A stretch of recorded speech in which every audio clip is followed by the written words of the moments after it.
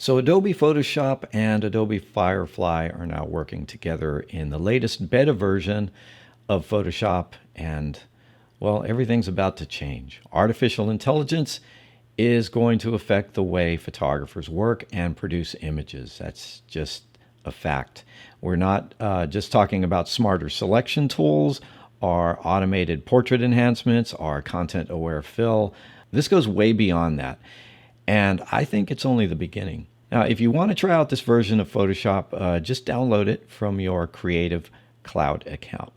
In this video, I'm going to give you a few examples of what's possible right now and where these tools are kind of falling short. All right, let's start with some basic examples. We're going to take this vertical image of a boy walking through what seems to be a war-torn area.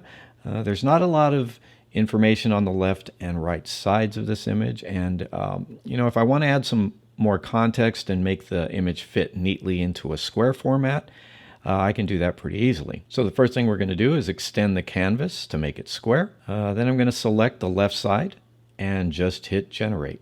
And with all of these examples, I'm just going to give you the sped up version. I'm not going to make you sit here and wait through the generation of all the AI imagery. Okay, so we hit generate, and it's going to generate some options to choose from. I can do the same on the right hand side, and I'll get another set of options.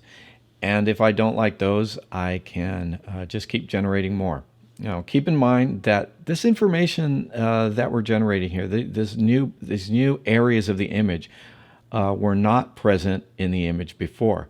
The generative AI just made this up. We can also add specific types of objects to the image by selecting an area and specifying something like a broken bicycle. And then we get 3 options for that. I did the same thing with a set of toy photography inspired images that I generated in Midjourney. I'd originally created some of them in landscape orientation, but I wanted to create square versions of them for Instagram without having to crop. So I extended the canvas upwards to create a square and told Photoshop to generate these sections using no prompt on some, and on others I used the prompt burned out factory. All right, let's see how far we can push this. Here's an old image that I shot in portrait orientation. I extended the top, left, and right sides to see if I could make this square. I just let it do its thing, and it came up with at least one good option for each section. All right, so here's the left, and I think this is really impressive. Some of these other options, not so much, but we'll stick with this one for the left side. For the right, we only get one version, and it's pretty good.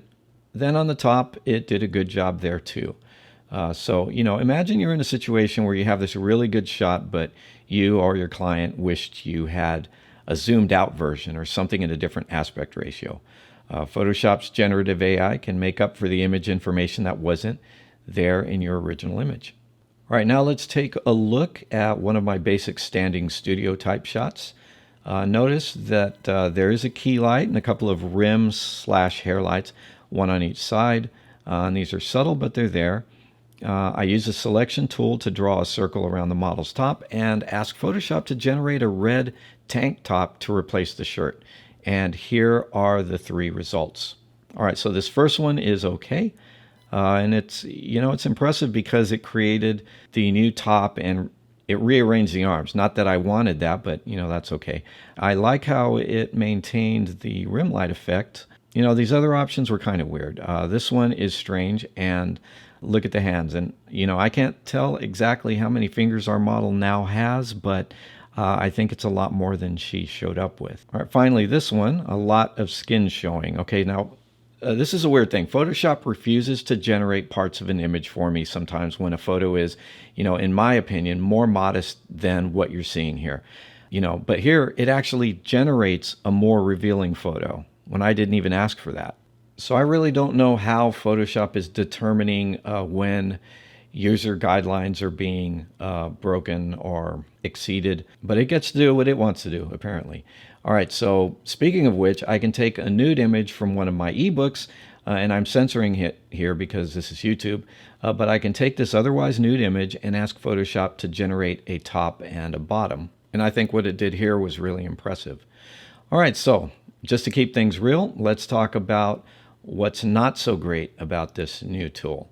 All right, so one, it's not great with certain types of complex objects or ideas, and namely humans. It can mangle them or imagine them in ways that just aren't right, like say the extra fingers. And to be fair, this is currently a challenge for many generative AI tools right now. It'll get better, but it's a little frustrating right now. All right, so in this example, I took our last image and challenged Photoshop to take this arguably hard to select subject and place her in a bedroom scene instead of just having that black background. Now, I came up with some strange ideas, but they are interesting.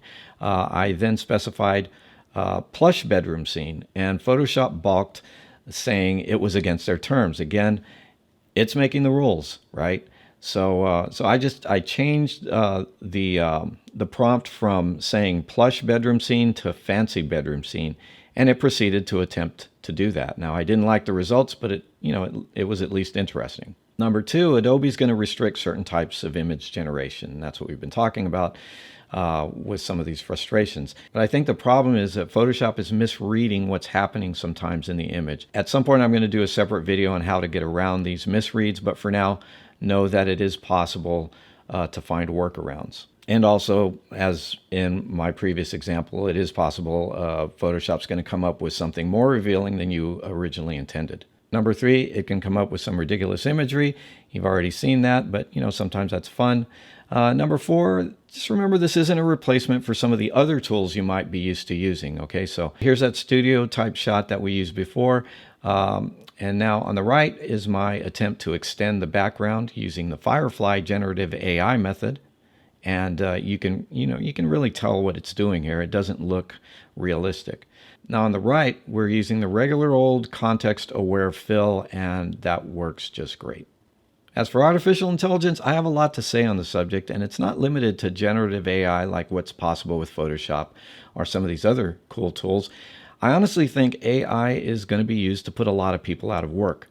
I think companies incorporating AI into their core business products is going to be the end of a lot of standalone software products too. But right now, these are the tools and realities that we're working with. I know a lot of people are kind of freaking out right now, but this stuff is going to be just another thing that we get used to, another tool that we all use. All right, make sure to subscribe, like, and comment, and I'll see you next time.